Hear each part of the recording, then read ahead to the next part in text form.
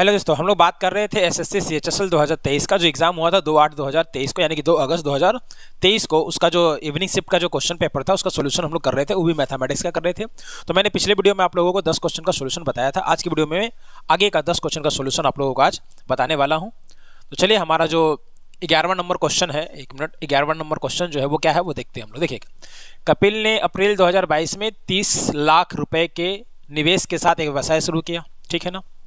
30 लाख के बदले आप यहाँ पर 30 लिखे केवल, ठीक है ना, और यहाँ पर L4 लाख हो गया, ठीक है ना। 6 माह बाद उसका दोस्त कुणाल 25 लाख के साथ निवेश के साथ उसके साथ शामिल होता है, फिर 25 लाख, ठीक है।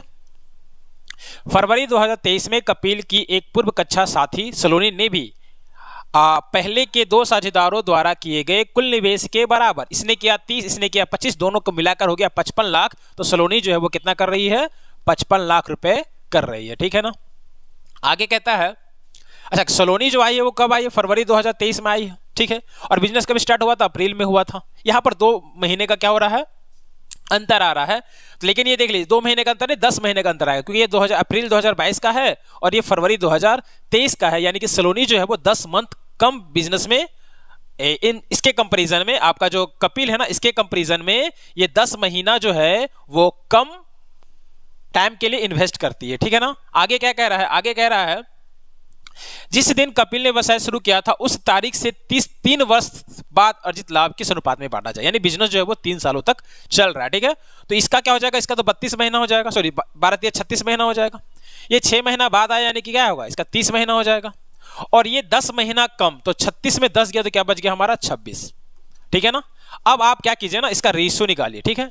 आपको एक बात का ध्यान रखना है कि इसमें से किसी भी नंबर को अगर आप काट रहे तो सेम नंबर से डिवाइड होना चाहिए। तो देखिए, 5 से कटेगा ये 5 छक 30, ये भी कटेगा 5 से 25 25, और ये भी कटेगा 5 से 11 बार में। और क्या है, और 2 से कटेगा ये 18 बार में 2 से कटेगा, 18 दूना का 36, ये 2 से कटेगा 15 बार में कटेगा, और ये 26 2 से कटेगा आपका 13 बार में, ठीक है ना, 13 बार में कटेगा। आप सिंपली आप इसको क्या कीजिए, गुना कर दीजिए, इनके लाभ का अनुपात आपको मिल जाएगा। तो 18 को 6 से अगर आप गुना करेंगे कितना आएगा, 108 आएगा, और 15 को 6 से करेंगे तो कितना आएगा, 75 आएगा, और 11 को 13 से करेंगे तो 1 3 और 1 4, और यहाँ पर 3, कितना आ गया आपका 108, 75 और 143, जो यहाँ पर आपके फर्स्ट वाले ऑप्शन में गिवन है। आगे बढ़ते हैं क्वेश्चन नंबर 12 की ओर। क्वेश्चन नंबर 12 में क्या कहता है, एक समबाहु त्रिभुज की प्रत्येक भुजा की लंबाई 22 सेंटीमीटर है, उस त्रिभुज का क्षेत्रफल सेंटीमीटर स्क्वायर में ज्ञात कीजिए। तो ध्यान दीजिए, समबाहु त्रिभुज को हम लोग कहते हैं इक्विलेटरल ट्रायंगल। इक्विलेटरल ट्रायंगल का एरिया का फॉर्मूला होता है √3/4 इंटू ए स्क्वायर। ए यहाँ पर क्या है, ए यहाँ पर भुजा है, भुजा यानी कि साइड है, तो ये √3 4, और भुजा यहाँ कितना दिया हुआ है, 22 दिया हुआ है, तो 22 गुना 22, ठीक है ना। इसको काटिए, 2 से कटेगा ये 11 बार में, फिर 2 से कटेगा ये 11 बार में, 11 को 11 से गुना कीजिए, क्या आएगा 121 आएगा, और ये √3 आ जाएगा, ठीक है ना। तो क्या है 121 √3, जो आपको यहाँ पर थर्ड वाले ऑप्शन में दिखाई दे रहा होगा। आगे बढ़ते हैं क्वेश्चन नंबर 13 की ओर। क्वेश्चन नंबर 13 में क्या कह रहा है, AB वृत्त की एक जीवा है और इसका व्यास AOC इस प्रकार के कोण ACB इस प्रकार है कि कोण ACB 65 डिग्री है। यदि AT बिंदु A पर वृत्त की स्पर्श रेखा है तो कोण BAT किसके बराबर होगा। तो सबसे पहले आपको यहाँ पर करना होगा कंस्ट्रक्शन, मतलब फिगर ड्रॉ करना होगा। फिगर ड्रॉ करने के बाद ही हम इसका क्वेश्चन का सोल्यूशन कर सकते हैं, ठीक है। तो चलिए, हम लोग यहाँ पर पहले एक क्या है हमारे पास, AB एक तो वृत्त हम लोगों को लेना होगा। चलिए ले लेते हैं, ये रहा हमारा वृत्त, ठीक है। इसको थोड़ा सा कलर कर दिया जाए। चलिए, AB वृत्त की एक जीवा है, यहां से हम लोगों को एक जीवा खींच लेना होगा। ये हमारा एक जीवा है जिसका नाम है A, और ये है आपका B, ठीक है। इसका व्यास OC, सॉरी AOC, यहां से एक इसका व्यास ड्रॉ कर लीजिए, ठीक है, ठीक है। ये A है, ये इसका केंद्र हो जाएगा जो O हो जाएगा, और ये C हो जाएगा, ठीक है। यहां तक कोण ACB देखिए, इसको यहां से ज्वाइन कर लीजिए, ठीक है। इस वाले कोण का वैल्यू आपका दिया हुआ है, क्या दिया हुआ है, तो दिया हुआ है 65 डिग्री, ठीक है। यदि AT बिंदु A पर वृत्त की स्पर्श रेखा है, AT बिंदु A पर, यह देखिए बिंदु A से एक तो स्पर्श रेखा गया है, मान लीजिए कि यहां पर पॉइंट जो है वो क्या है, T है, यहां तक, ठीक है। तो कोण BAT, ठीक है ना, BAT, इस कोण का वैल्यू आप लोगों को क्या करना है, बताना। अब ध्यान दीजिए, ये हमारा कितना दिया हुआ है, 65 दिया हुआ है, ठीक है। और अब एक बात आपको ये ध्यान रखना है कि वृत्त के व्यास द्वारा वृत्त के किसी भी भाग पर बनने वाला जो कोण होता है वो 90 डिग्री का होता है, तो ये कितना हो जाएगा आपका, ये हो जाएगा आपका 90 डिग्री का कोण। ठीक है, जब ये 65 है, ये 90, तो ये तो आप निकाल ही लीजिएगा।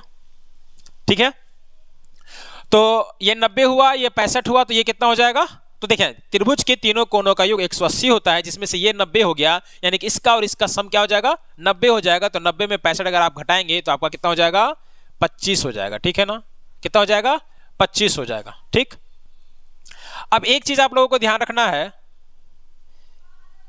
कुछ गड़बड़ का है,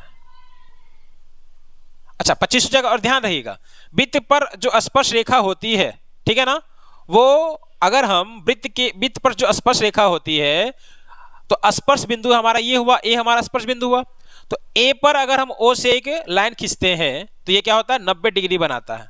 तो जब ये 25 है तो ये वापस से कितना हो जाएगा, 65 डिग्री हो जाएगा, जो आपका यहाँ पर फर्स्ट वाले ऑप्शन में गिवन है। ठीक है ना, आगे बढ़ते हैं क्वेश्चन नंबर 14 की ओर। क्या कहता है, अब देखिए 4 sin 6a plus cos power 6a ये दिया हुआ, इसका सॉल्यूशन आपको बताना है। इसको बनाने का सिंपल सा तरीका यही है कि आप a का वैल्यू लेट कर लीजिए। आपको याद रखना होगा कि sin 0 डिग्री का वैल्यू क्या होता है, sin 90 डिग्री का वैल्यू क्या होता है, उसी तरह cos का, tan का, cot का, cosec का और sec का, सबका याद करना पड़ेगा। तो हमको यहाँ पर आसान यही लग रहा है ना कि a का वैल्यू हम लोग रख देते हैं 0 डिग्री, a का वैल्यू हम लोग रख देते हैं 0 डिग्री। अगर आप a का वैल्यू 0 डिग्री ना रख के कुछ भी 90 भी रख सकते हैं, ठीक है ना, a का वैल्यू 90 भी रख सकते हैं। इसके अलावा a का वैल्यू 30 भी रख सकते हैं।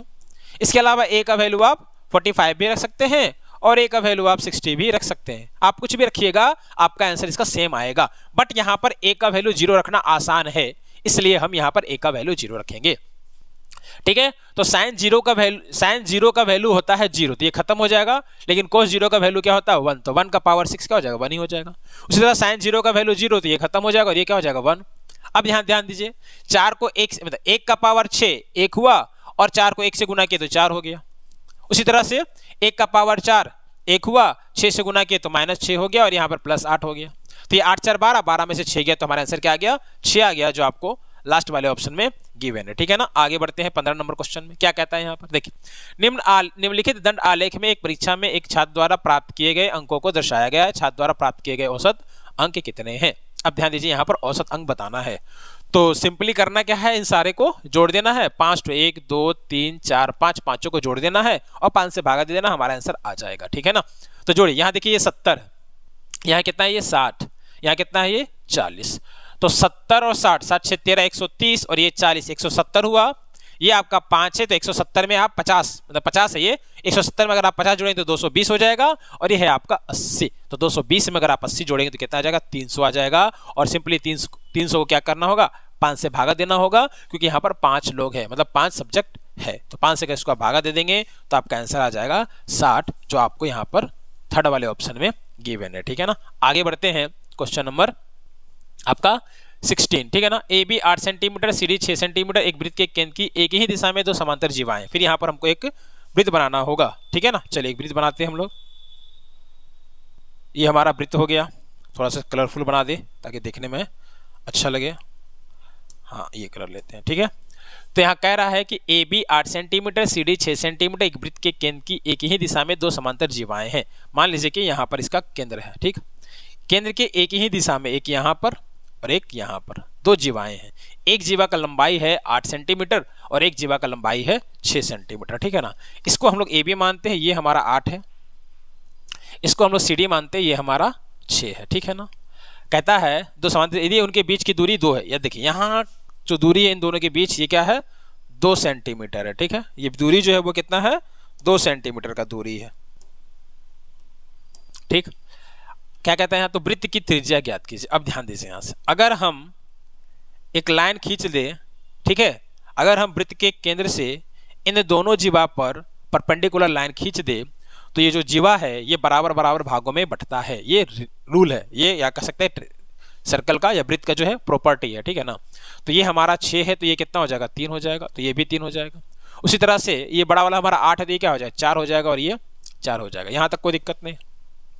अब ध्यान दीजिए, यहाँ पर ये अगर हम इसका त्रिज्या ले ले, देखिए ये त्रिज्या हो गया। ठीक है ना, और दूसरे टेंगल का ये त्रिज्या, ये इसको अगर ज्वाइन कर दिया क्या हो गया त्रिज्या हो गया।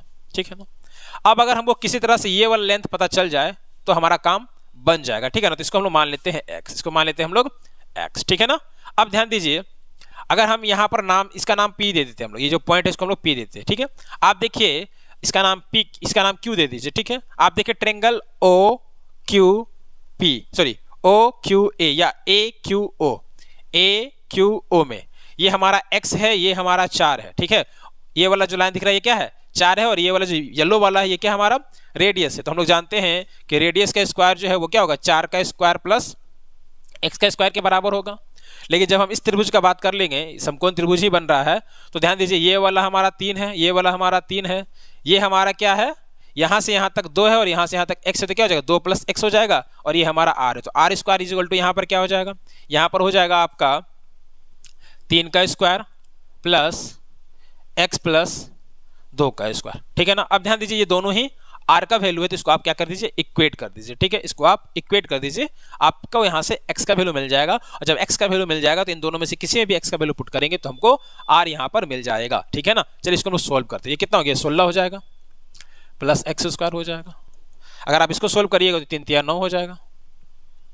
उसके इसको सोल्व करेंगे तो ये x स्क्वायर, उसके बाद 2 × 2 = 4x, और उसके बाद हमारा क्या आ जाएगा, 2 × 2 = 4, ये 4 आ गया। देखिए यहाँ पे x स्क्वायर जो है वो x स्क्वायर कैंसिल हो गया, ये 9 × 4 = 13, सॉरी 9 और ये 4 13 हो गया। 13 को इधर लाएंगे कितना होगा, 16 - 13 बराबर कितना, 4x। तो 16 में से 13 गया तो 3 बराबर कितना, 4x। तो x का वैल्यू कितना आ गया, 3/4 आ गया, ठीक है ना। x का वैल्यू कितना आ गया, 3/4 आ गया। अब आप यहाँ पर x का वैल्यू पुट कर सकते हैं, ठीक है ना। तो r square is equal to, देखिए क्या होगा, r square is equal to 4 का स्क्वायर यानी कि 16 प्लस x स्क्वायर, x का वैल्यू हमने क्या निकाला, 3/4, तो 3 × 3 = 9/16, 9/16। अब इसको आप सोल्व कर लीजिए, 16 का 16 से गुना कीजिए, कितना आएगा, 256, ये प्लस 9 बट्टा में कितना आएगा, 16 आएगा। दोनों को जोड़ दीजिए तो 9 × 6 = 15, कितना आएगा, 265/16 आएगा। ये r स्क्वायर का वैल्यू, जब r का वैल्यू निकालिएगा तो क्या हो जाएगा, √265, और ये 16, सॉरी 265 यहाँ पर होगा आपका 265, ठीक है ना। और 4 जो है, 16 जो रूट से बाहर निकलेगा क्या जाएगा, 4 आएगा। √265/4 यहाँ पर आंसर आएगा, जो यहाँ पर थर्ड वाले ऑप्शन में गिवन है। आगे बढ़ते हैं हम लोग, क्वेश्चन नंबर 18 क्या कहता है, व्यंजक में ये जो दिया हुआ है इसका मान निकालना। देखिए बहुत ही आसान ये है, x² - 1, ठीक है ना, x² - 1, नीचे में क्या है, x - 1 माइनस x² - 9, और ये हो गया हमारा x - 3। देखिए साफ साफ आप इसको लिख सकते हैं, x² - 1 का स्क्वायर, और नीचे में क्या आएगा, x - 1, फिर यहाँ पर x² - 3 का स्क्वायर बट्टा में क्या आएगा, x - 3, ठीक है। अब ध्यान दीजिए, आपको एक फॉर्मूला पता होगा, a² - b² जो होता है वो a - b और a + b होता है, ठीक है ना। क्या होता है, a - b और a + b होता है, ठीक। तो अब आप इसको क्या लिख सकते हैं, x - 1 लिख सकते हैं और x + 1 लिख सकते हैं। उसी तरह से नीचे में क्या है, x - 1 है, फिर ये माइनस दीजिएगा, इसको क्या लिखिएगा, x - 3 लिखिएगा और x + 3 लिखिएगा, और नीचे में क्या आ जाएगा, x - 3 हो जाएगा, ठीक है ना। अब इसको आप सिंपली क्या कीजिए, काट लीजिए। देखिए ये वाला कट जाएगा, और ये वाला कट जाएगा, ठीक है। हमारे बस क्या जाएगा, हमारे पास बच जाएगा x + 1, ये माइनस, इस माइनस की वजह से अंदर का दोनों का साइन क्या होगा, चेंज हो जाएगा। तो ये -3x हो जाएगा और ये -3 हो जाएगा। ये x और ये x हमारा कैंसिल हो गया, +1 - 3 क्या हो गया हमारा, -2 हो गया, ठीक है ना। तो -2 हमारा यहाँ ऑप्शन नंबर 4 में दिया हुआ है, ठीक है ना। आगे बढ़ते हैं हम लोग, क्वेश्चन नंबर 18। क्वेश्चन नंबर 18 में क्या कहता है, एक संख्या को 78 से भाग देना है, ठीक है। तो भागफल कितना आता है, 280, और शेषफल क्या आता है, 0 आता है, ठीक है। तो एक संख्या को 18 से भाग देने पर भागफल आता है 78 और शेषफल आता है 0, यानी कि वो संख्या क्या हो जाएगा, 78 × 280 + 0, या सीधे 78 × 280 हो जाएगा। कहता क्या है, यदि उसी संख्या को 65 से भाग, यानी कि इसको भागा दिया जा रहा है किससे, 65 से, तो आपको देखना यह है कि क्या ये 65 से पूरा कटता है। तो देखिए हम लोग साफ दिख रहा है, 13 × 5 = 65, 13 × 6 = 78, ठीक है ना। 5 से अगर आप इसको काटेंगे तो 25 × 25 और 5 × 36 कट जा रहा है ना, ठीक है, कट जा रहा है, यानी कि हमारा रिमाइंडर क्या जा रहा है, 0 आ जा रहा है। तो हमारा थर्ड नंबर ऑप्शन यहाँ पर करेक्ट हो जाएगा, ठीक है ना। अब हम लोग बनाते हैं क्वेश्चन नंबर 19। क्या है क्वेश्चन नंबर 19 में, 2 वर्ष पूर्व एक छोटे शहर की जनसंख्या 60,000 थी। पहले वर्ष में 5% की वृद्धि हुई, लेकिन महामारी के कारण दूसरे वर्ष इसमें 10% की कमी आई। आपको बताना है इसकी वर्तमान जनसंख्या क्या है। देखिए पहले क्या था, 60,000 था, ठीक है। 5% का वृद्धि हुआ। ठीक है, तो किसी भी संख्या का 10% निकालने के लिए उसको आप 10 से भागा दीजिए, तो 60,000 को 10 से भागा दी क्या आएगा, 6,000 आएगा, यानी कि 10% जो है वो 6,000, तो 5% कितना हो जाएगा, 3,000। तो यहाँ पर 3,000 क्या हो रहा है, बढ़ रहा है। ठीक है, यहाँ पे 3,000 क्या हो रहा है, बढ़ रहा है, तो आप बढ़ा दीजिए, तो 6 3 पर 000। ठीक है ना। उसके बाद क्या कहता है, दूसरे वर्ष में 10% की कमी आई। ठीक है, इसमें क्या हो रहा है, दूसरे वर्ष 10% का कमी आ रहा है। ठीक है, तो 63,000 का 10% कितना हो जाएगा, तो 6300 हो जाता है। हम क्या कीजिए, आप 6300 यहाँ पर माइनस कर दीजिए, क्योंकि कमी आया है, आप घटा दीजिए। ये 0 10 में 3 गया, बचा 7, यहाँ बचा 2 में से 2 इसी के लिए 12 में से 6 गया 6, और यहाँ बचा 5, कितना आया, 56,700, ऑप्शन नंबर ए। ठीक है ना। आगे बढ़ते हैं, 20वां क्वेश्चन, और ये हमारा आखिरी क्वेश्चन होगा। एक त्रिभुज एबीसी में, अब एक त्रिभुज बना लीजिए एबीसी। ठीक है,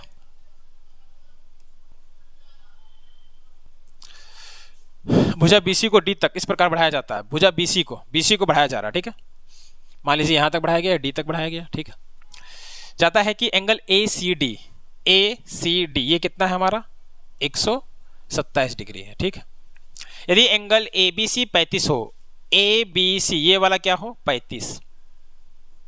ठीक है, तो एंगल बी ए सी ज्ञात कीजिए। बी ए सी हम लोग क्या ज्ञात करना है, हम लोगों को ज्ञात करना है बी ए सी, ये वाला एंगल ज्ञात करना। तो आपको एक बात ध्यान रखना है, अगर किसी त्रिभुज की एक भुजा को बढ़ाया जाता है तो बाहर में बनने वाला जो कोण होता है वो दो अंतः अभिमुख, मतलब इसके अपोजिट जो ये दोनों कोण बन रहा है इसके योगफल के बराबर आता है। यानी कि इसका मान अगर हम लोग x मान ले तो x + 35 जो कितना के बराबर होगा, 127 के बराबर होगा। तो x का वैल्यू कितना हो जाएगा, 127 - x हो जाएगा, सॉरी 127 - 35 हो जाएगा। ठीक है ना, तो 127 में आप 35 घटाइए, 7 में से 5 गया, बचा हमारा 2। ठीक है ना, अब यहाँ पर हमारा बच गया 12, 12 में से 3 गया तो मेरा कितना बच जाएगा, तो 9, 9 3 12। ठीक है, तो हमारा आंसर कितना हो जाएगा, 92 डिग्री, जो आपका ऑप्शन नंबर बी में गिवन है। ठीक है ना, तो आज के वीडियो में इतना ही, बाकी का जो 5 क्वेश्चन बच गया वो नेक्स्ट वीडियो में मैं आप लोगों को बता दूंगा। तब तक के लिए जय हिंद, जय भारत।